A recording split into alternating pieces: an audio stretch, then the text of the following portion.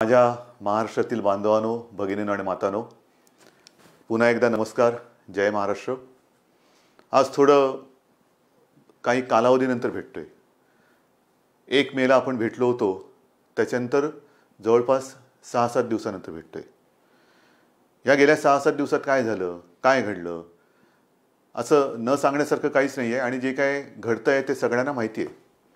पण विशेष म्हणजे काल एक अतिशय चांगली गोष्ट झाली.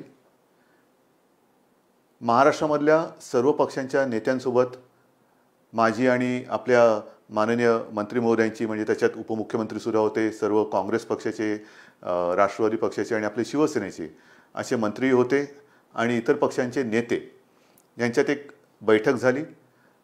सर्वांना आपण नेमकं काय करतो आहोत ह्याची कल्पना दिली गेली.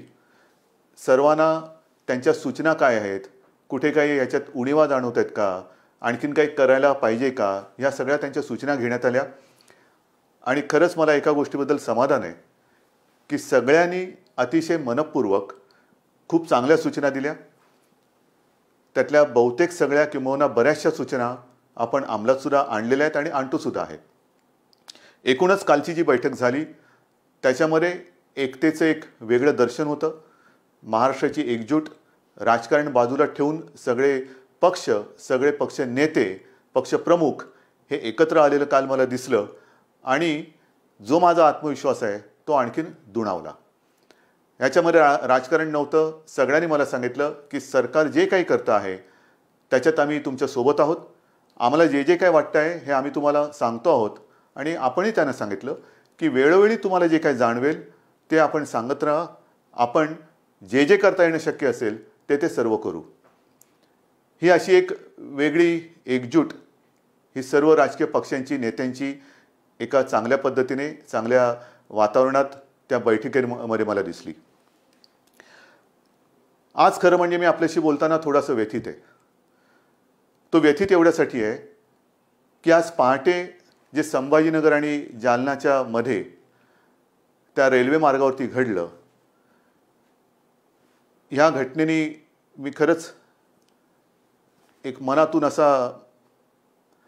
दुःखी झालेलो आहे. हे जे मजूर इतर राज्यातले घरी जायला निघालेले आहेत, आपण त्यांना अनेकदा सांगितलेलं आहे, आजही मी सांगतोय की तुम्ही कुठेही अस्वस्थ होऊ नका, कुठेही बेचैन होऊ नका. राज्य सरकार पूर्ण तुमच्या सोबत आहे. मी यापूर्वीही सांगितलेलं आहे की इतर राज्यातले जे मजूर आहेत त्यांची आपण ठिकठिकाणी सोय केलेली आहे. जवळपास 5.5 ते 6 लाख मजुरांची सोय आपण राज्यात वेगवेगळ्या ठिकाणी केलेली आहे. त्यांची जेवणाची, खाण्याची सोय, त्यांच्यासोबत डॉक्टर्स दिलेले आहेत. आणि आता तर इतर राज्यांबरोबर आपली बोलणी सुरू आहेत. इतर राज्यांमध्ये सुद्धा ट्रेन, रेल्वे आपण सुरू करून ज्या ज्या राज्यांमधले हे मजूर जिथे जिथे जाऊ इच्छितात तिथे केंद्र सरकार, आपलं राज्य आणि ज्या राज्यात हे जाऊ इच्छित आहेत त्या राज्यांच्या सरकारबरोबर बोलून आपण ह्या ट्रेनची सोय सुद्धा केलेली आहे. सुरुवात झालेली आहे. 1-2-5 दिवसापासून ट्रेन सुरू झालेले आहेत. मुंबईतून सुरू होत आहेत, पुण्यातून सुरू होत आहेत. पण हे करत असताना गर्दी होता कामा नये. जर गर्दी उसळली तर तुम्हाला माहिती आहे धोका अजून आपल्या अवतीभोवती फिरतोय. धोका काय टळलेला नाही, संकट टळलेलं नाही आहे.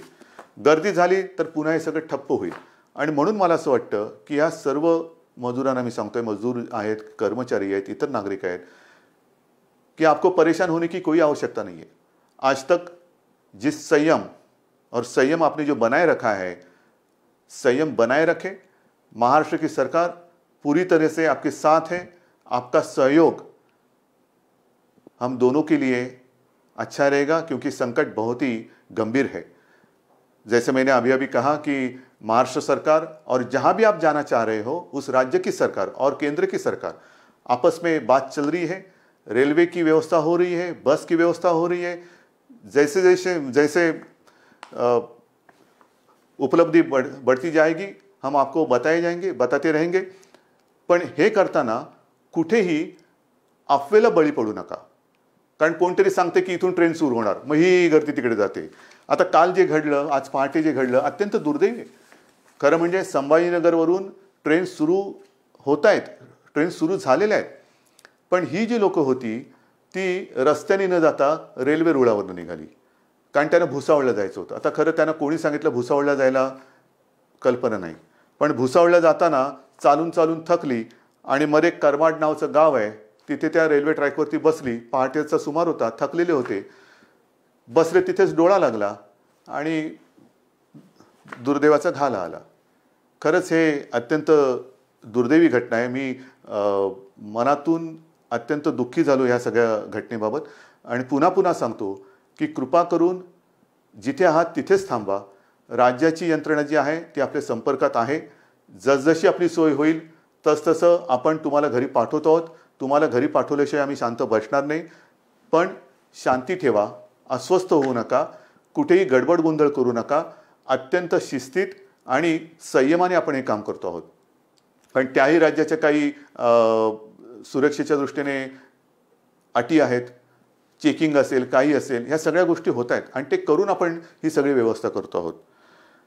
दुसरी गोष्ट, गेले 2-3 दिवस मुंबईमध्ये एक अफवा आहे. अफवा काय? मुंबई लष्कराच्या ताब्यात देणार, मुंबई लष्कराच्या ताब्यात देणार, मुंबईमध्ये लष्कर येणार, मग लॉकडाऊन होणार, सगळी दुकानं बंद होणार. लष्कर कशाला पाहिजे?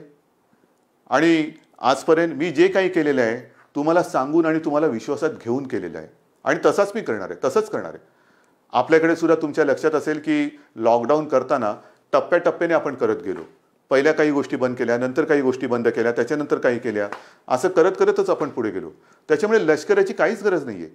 आणि मी तुम्हाला पहिल्या माझ्या भेटीतच सांगितलेलं आहे की ही जी लढाई आहे ह्याच्यामध्ये जवान आपण सगळेजण आहात.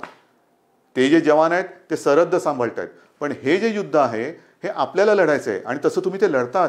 संयमाच्या आणि जिद्दीच्या जोरावरती लढतात.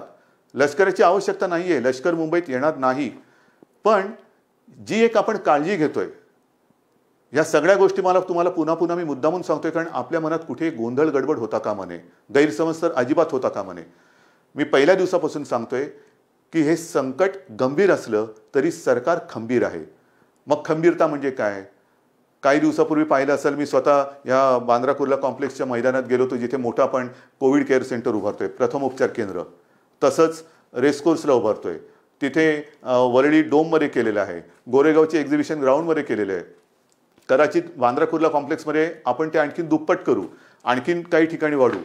काय हे सगळं करतोय की हे संकट रोखताना समजा आपल्याला काही लोकांची सोय त्याच्यात करण्याची आवश्यकता वाटली, प्राथमिक केंद्रामध्ये म्हणजे कोणाला ऑक्सिजन देण्याची गरज लागली, समजा आता जे आपल्याकडे केसेस येत आहेत 80% ॲसिम्प्टोमॅटिक आहेत पण पॉझिटिव्ह आहेत, मग त्यांना ठेवायचं कुठे?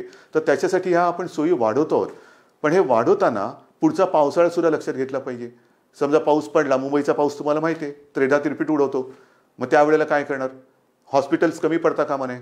म्हणून मी स्वतः केंद्र सरकारला विनंती केली आणि ती मान्यसुद्धा झाली की जिथे जिथे राज्यामध्ये आपल्या केंद्र सरकारच्या ज्या काही यंत्रणा आहेत, मग रेल्वे आहे, BPT आहे, अगदी मिलिटरीसुद्धा आहे, त्यांची हॉस्पिटल्स आणि डॉक्टर्स हे जर का आम्हाला आवश्यकता लागली तर वापरण्याची आम्हाला परवानगी द्या. हे करणं काही गैर नाही आहे, कारण पुढचा धोका आपल्याला उद्भवणार नाही. पण जर का आवश्यकता लागली तर त्या हॉस्पिटलची आणि डॉक्टर्सची व्यवस्था ही त्यांना आधी सांगून ठेवलेली बरी, की जेणेकरून नंतर धावपळ नको. आणि त्याच पद्धतीने आणखीन एक माझ्या मनात विचार आहे, कारण आता सगळ्या यंत्रणा आपल्या प्रचंड तणावाखाली काम करत आहेत. डॉक्टर्स आहेत, नर्सेस आहेत, आपले सफाई कामगार आहेत, आपली महसूल यंत्रणा आहे, पोलीस तर आहेतच.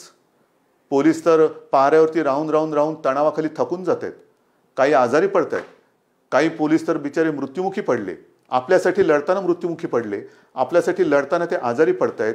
तणावाखाली त्यांना विश्रांती घ्यायला एक क्षणभर सुद्धा मिळत नाहीये. त्यांना सुद्धा थकवा आहे. माणसं आहेत ही, डॉक्टरसुद्धा माणसं आहेत, पोलीससुद्धा माणसं आहेत. आजारी पडल्यानंतरच बाजूला करणं हा क्रूरपणा ठरेल. त्यांना सुद्धा मध्ये मध्ये कुठेतरी एक विश्रांती देण्याची गरज आहे आणि त्याच्यासाठी माझ्या मनात एक विचार आहे, तोही आत्ता आपल्याला सांगतो, पण ह्याचा लगेच चुकीचा अर्थ लावू नका. माझ्या मनात असा विचार आहे की केंद्र सरकारला मला सांगायचं आहे की जर का अधिकचं मनुष्यबळ लागलं, ह्या पोलिसांना आम्हाला थोडी विश्रांती देण्याची आवश्यकता लागली, तर काही दिवस पोलिसांना टप्प्याटप्प्याने विश्रांती देऊन त्यांना पुन्हा आणायचं, यांना टप्प्याने विश्रांती द्यायची, पुन्हा आणायचं. समजा काही पोलीस आजारी पडलेत, त्यांना निदान बरे होण्याची तरी वेळ दिली पाहिजे, बरं झाल्यानंतर त्यांच्यातला थकवा तर गेला पाहिजे. तर तोपर्यंत जर अधिकचं मनुष्यबळ लागलं तर ते केंद्र सरकारकडे आपण कदाचित मागणी करू. मग ते मागितल्यानंतर लोक म्हणजे काही जण काय म्हणतील, बघा यांनी लष्कर बोलवलं. लष्कर नाही, पोलिसांच्या बद्दल जर का त्यांचा थकवा किंवा ना त्यांना विश्रांती देण्यासाठी मनुष्यबळ लागलं तर त्याची आपण मागणी करणार आहोत. म्हणून सगळ्या बाजूने आपण तयारी करतो आहोत. हॉस्पिटलची सोय करतोय, डॉक्टर्सची सोय करतो आहोत, पोलीस लागले तर त्यांची सोय करतो आहोत. पण हे करताना तुमच्या मनात कुठेही भीती किंवा गैरसमज असता कामा नये, म्हणून हे मी मुद्दामून तुम्हाला आज सांगतो आहे. या सगळ्या गोष्टी करत असताना आणखीन एक महत्त्वाचा विषय आहे, परप्रांतीय मजुरांना आपण पाठवतो आहोत. तसंच त्या राज्यात आपली जी काही मजूर असतील त्यांना आपण परत आणतो आहोत. ट्रेननी येतील, ट्रेननी जातील, काही वेळेला बसेस, जसं कोट्याचे विद्यार्थी आपण बसेस पाठवून त्यांना घेऊन आलो. इतर राज्यात काही आपले विद्यार्थी आहेत त्यांना आपण घेऊन येणार आहोत. काही ठिकाणी तर राज्यांतर्गत विद्यार्थी कुठे कुठे अडकलेले आहेत. राज्यांतर्गत वाहतुकीचं काय, तुम्ही बाहेरच्या लोकांना पाठवतात, बाहेरच्या लोकांना आणतात, मग राज्यातल्या राज्यात आमचं काय, या सगळ्या गोष्टी आपण करणार आहोत. पण ह्या करताना सुद्धा मोजून मापून आपल्याला करावे लागणार आहेत. मोजून मापून. आपण गेल्या वेळेलाच मी सांगितलं होतं की आपल्या राज्यात रेड झोन, ऑरेंज झोन आणि ग्रीन झोन असे 3 झोन केलेले आहेत. त्याच्यात ग्रीन झोनमध्ये आपण जरा शिथिलता जास्त दिलेली आहे, ऑरेंज झोनमध्ये त्या प्रमाणात शिथिलता दिलेली नाही, आणि रेड झोनमध्ये त्यातल्या त्यात कंटेनमेंट झोन एरियामध्ये तर बिलकुल आपण शिथिलता आणत नाही आहोत, अजिबात नाही. कारण कंटेनमेंट झोन, रेड झोन इथे अजूनही आपल्याला या केसेस सापडत आहेत. विशेषतः मुंबईत आहेत, संभाजीनगर आहे, पुणे आहे, मालेगाव आहे, नागपूरमध्ये काही विभागात आहेत, अशा काही ठिकाणी आहेत. इकडे ये जा करता येणार नाहीये. कारण ही ये जा जर का आपण सुरू केली मग इतके दिवस हे बंद ठेवून उपयोग करायचा. हा लॉकडाऊन सगळा फुकटच आहे. लॉकडाऊन म्हणजे मी मागेच बोललो होतो की गतिरोधक आहे. गतिरोधक. आजपर्यंत आपण ह्याची गती रोखण्यामध्ये यश जरूर मिळवलेलं आहे, पण अजूनही चेन तोडण्यामध्ये आपल्याला यश नाही मिळालेलं. त्यांची जी साखळी आहे, त्या विषाणूची साखळी तोडण्यात अजून आपल्याला यश नाही मिळालेलं. ते आता तोडायचंच आहे. ते तोडल्याशिवाय आता राहायचंच नाही. कारण नाहीतर किती दिवस चालू राहणार. लॉकडाऊनचं काय होणार, 17 तारखेपर्यंत लॉकडाऊन आहे, पुढे काय होणार, किती दिवस आपण वाढवत राहणार. म्हणून आपला आता हा प्रयत्न असा असला पाहिजे की एकदाच काय ते आपण कडक ही सगळी बंधनं पाळूया आणि या विषाणूचा संसर्ग, ह्याचा जो काय प्रसार आहे तो कायमचा संपवूया. त्याच्यासाठी आता आपल्याला तयारी करायची. आणि हे करत असताना आता परदेशातून जी आपली लोक आहेत ती यायला सुरुवात होतील. काही ठिकाणी इतर देशात सुद्धा आपली लोक अडकलेली आहेत, काही विद्यार्थी अडकलेले आहेत. ते विमानाने त्यांची ये जा सुरू होईल, त्यांना पुन्हा क्वारंटाईन करावं लागेल. ह्या थोडंसं हे जेवढी आपण शिथिलता आणू तेवढी आपली जबाबदारी पण वाढते आहे. ती जबाबदारी पूर्ण ताकदीने आपल्याला पेलावी लागणार आहे. आणि म्हणून आपल्याला जी मी विनंती करतो आहे की आपलं जे सहकार्य आजपर्यंत तुम्ही दिलेलं आहात तेच यापुढे सुद्धा काही दिवसासाठी हे आपल्या सरकारला तुमच्यासाठी लागणार आहे. मग कोणीतरी मध्ये सांगतं की मुंबईमधल्या टेस्ट कमी करणार का, अजिबात नाही आहे. आजपर्यंत मी इतर राज्यांची तुलना नाही करत, पण गेल्याही वेळेला आकडा सांगितलेला तुम्हाला, 1.5-2 लाखाच्या आसपास महाराष्ट्राने टेस्ट केलेले आहेत. एकट्या मुंबईने लाखाच्या वरती टेस्ट केलेले आहेत. टेस्ट कुठेही कमी नाही होणार, अजिबात नाही होणार. जिथे जिथे आवश्यकता आहे तिथे टेस्ट ह्या चालू राहतीलच. मुंबईमध्ये मुंबई महापालिका, खाजगी जी रुग्णालय आहेत, ते डॉक्टर्स आहेत, फक्त त्याच्यामध्ये एक सुसंगती पाहिजे, एक वाक्यता पाहिजे. कोणी उठला आणि टेस्ट करून आला तसं नाही आहे. मी तर तुम्हाला पुन्हा एकदा विनंती करतो आहे, कारण जो काही मृत्यूदर आहे त्या मृत्यूदरामध्ये आपण बघितलं काही केसेस अशा आहेत की शेवटच्या टप्प्यात आपल्याकडे येत आहेत. शेवटच्या टप्प्यात म्हणजे सगळं काही उपचाराच्या पलीकडे गेलेलं असतं तेव्हा ते येत आहे आणि तिथे आपण काहीच करू शकत नाही. काही वेळेला तर असं होतं की एखादा रुग्ण आला तर त्याचा रिपोर्ट, टेस्टचा रिपोर्ट येण्याच्या आधी त्याचा मृत्यू होतो. आणि म्हणून मी वारंवार सांगतोय की जर कोणाला सर्दी, खोकला, ताप यासारखी लक्षणं आढळली तर तुम्ही न घाबरता, न डगमगता आपली फिवर क्लिनिक्स आहेत, आपले डॉक्टर्स आहेत, त्यांच्याकडे या, स्वतःहून या. आपण तर घरोघरी जाऊन चेकिंग तर करतोच आहोत, विचारपूस करतो आहोत, पण जर ज्यांना कोणाला ही अशी लक्षणं आढळली आणि ते स्वतःहून पुढे आले तर पुढचा जो काही उपचार आहे तो करणं हे सुलभ होईल. एक लक्षात घ्या, आजपर्यंत साधारणतः 18,000 पॉझिटिव्ह केसेस आपल्या महाराष्ट्रात आहेत. 18,000 आकडा मोठा आहे, पण जवळपास 3,2500 रुग्ण हे पूर्ण बरे होऊन घरी पण गेलेले आहेत. दुर्दैवाने काही मृत्यू झालेले आहेत, पण 3,2500 हाही आकडा बरंच काही सांगून जातो. आणि हा आकडा ज्यांना लक्षणं होती ती लक्षणं पूर्ण बरी होऊन, आणि काही जणांना लक्षणं नव्हती पण क्वारंटाईनमध्ये होते, त्यांचा तो काळ पूर्ण करून पुढची चाचणी निगेटिव्ह आल्यानंतर ते घरी गेलेले आहेत. हा रोजचा आकडा वाढत चाललेलाच आहे. घरी जाणारे, जसं रुग्णांची संख्या पॉझिटिव्हचा एक आकडा येतोय तसंच घरी जाणारे सुद्धा जात आहेत. त्यांचा तो क्वारंटाईनचा काळ, आयसोलेशनचा काळ, उपचाराचा कालावधी पूर्ण करून ते घरी सुद्धा जात आहेत. आज आणखीन एक माहिती मला मिळाली, जरा वेगळी माहिती. हा निसर्गाचा चमत्कार आहे. आपल्या इथे ह्या जेव्हापासून हा लॉकडाऊन वगैरे झाला त्यावेळेपासून काही ज्या महिला होत्या त्यांची प्रसूती झाली, त्याच्यापैकी काही ह्या कोविड पॉझिटिव्ह होत्या, कोविड पॉझिटिव्ह आहेत, पण त्यांची बाळं जी आहेत त्यांना कोविडची बाधा झालेली नाही. हा एक चमत्कार आहे. म्हणजे आईला कोविड पॉझिटिव्ह आहे पण बाळ हे निगेटिव्ह आहे, त्याला कोविड झालेलं नाही आहे, बाळ सुखरूप आहे, असाही चमत्कार आहे. आणि त्याच्यानंतर ते बाळ त्या आईसोबतच आहे. हा एक निसर्गाचा चमत्कार आहे. ह्या काही गोष्टी घडत आहेत. तर अशाही गोष्टी आहेत. ह्याच्यामध्ये खबरदारी घेणं हा एक महत्त्वाचा भाग आहे. त्याच्यानंतर काही वेळेला काही घटना घडतात, जसं काल एक आपण बघितलं असेल की हॉस्पिटलमध्ये गलथानपणा. नाही, अजिबात चालणार नाही. मी माणुसकी समजू शकतो, माणुसकीचा धर्म समजू शकतो, पण त्याच्यामध्ये गलथानपणा अजिबात सहन केला जाणार नाही. जसं मी वारंवार सांगतो की पोलीस आणि डॉक्टर यांच्या रूपात देव आपल्यासोबत आहे. त्यांच्याशी कोणी हुज्जत घालू नका, त्यांच्यावरती हल्ले होता कामा नये. हल्ले केले तर कडक कारवाई होईल. तसंच डॉक्टर्स आणि यांनाही सांगतोय की हॉस्पिटलमध्ये गलथानपणा होता कामा नये, अजिबात नाही. काही मदत लागली सरकारसोबत आहे, महापालिकासोबत आहे, गलथानपणा करायचा नाही. म्हणजे सगळं चांगलं चालू असताना कारवाई करण्याची वेळ आमच्यावरती आणू नका, कारवाई करू नका. तिकडे गलथानपणा आणि दप्तर दिरंगाईला अजिबात क्षमा केली जाणार नाही. कारण नाहीतर हे सगळं करतोय कोणासाठी? मी परवा जे काही गेलो होतो बांद्रा कुर्ला कॉम्प्लेक्स रेसकोर्समध्ये आपण करतोय, सगळं करतोय. तिकडे 100 रुग्णशय्या आपलं 1000च्या आसपास रुग्णशय्या या बांद्रा कुर्ला कॉम्प्लेक्सला करतोय. त्याची क्षमता मी आता दुप्पट करायला सांगतोय. काय आपल्याला फर्निचरचं दुकान नाही काढायचं की बघा किती बेड्स आहेत आमच्याकडे उपलब्ध आहे, कोणी या आणि झोपून जा. नाही, त्याच्या मागे एक गांभीर्य आहे. ही आवश्यकता लागू नये ही माझी प्रार्थना आहे. पण ही सोय सुविधा वाढत असताना आपल्याला डॉक्टर्सची सुद्धा आवश्यकता लागणार आहे, परिचारिकांची आवश्यकता लागणार आहे. कोविड योद्धा म्हणून मी आपल्याला आवाहन केलं होतं, त्याच्यात अनेक जणांनी प्रतिसाद दिलेला आहे. आज मी आयुषच्या डॉक्टरना सुद्धा विनंती करतो आहे, आवाहन करतोय की तुमची सुद्धा आम्हाला गरज आहे. होमिओपॅथी डॉक्टरची सुद्धा आवश्यकता आहे. आयुर्वेदचे डॉक्टर असतील, तुम्ही या. आपण सगळे मिळून एकजुटीने या संकटाचा सामना करूया. सगळे एकत्र आले ठीक आहे ना. काही वेळेला गंभीर आजार असेल तिकडे ॲलोपॅथी चालेल. जर का आपल्याला प्रतिकारशक्ती वाढवायची असेल त्याच्यासाठी होमिओपॅथी किंवा आयुर्वेद चालत असेल, जरूर या. कदाचित हे सगळे आपले आयुषचे डॉक्टर्स आणि या सगळ्या डॉक्टरशी फिवर क्लिनिकमध्ये मदत होणार असेल, सर्दी खोकला ताप आहे की नाही बघण्यासाठी, तेवढंच आपल्याला हॉस्पिटलमध्ये काम करणाऱ्या डॉक्टरांवरचा ओझं ताण हा कमी करता येईल. म्हणून मला आपल्याला ह्या सगळ्यांची आवश्यकता आहे. आणि त्याच्यासाठी मी आज आपले डॉक्टर लहाने साहेब त्यांना सुद्धा सांगितले की डॉक्टर साहेब अर्थात ते सुद्धा दिवसरात्र मेहनत करतातच आहेत, कोणी मेहनतीमध्ये मागे पडत नाहीये. त्यांनी सुद्धा आता पुढाकार घेतलेला आहे. डॉक्टर ओक आपल्यासोबत आहे, टास्क फोर्स आपल्यासोबत आहे, सगळे आपल्यासोबत आहेत. आणि हे करून आपण ही लढाई अधिक मजबूतीने आता लढत आहोत. म्हणून मला हात जोडून विनंती करायची की हा जो आता लॉकडाऊनचा टप्पा आहे हा सतत आता वाढवत जायचं की नाही जायचं, लॉकडाऊनचं काय करणार हे तुम्ही ठरवायचं आहे. जेवढे तुम्ही शिस्त पाळाल, जेवढं तुम्ही बंधनं कडक पद्धतीने पाळाल, तेवढं लवकर आपण या संकटातून बाहेर येऊ. कोणालाही आनंद नाही आहे लॉकडाऊन वाढवण्यामध्ये.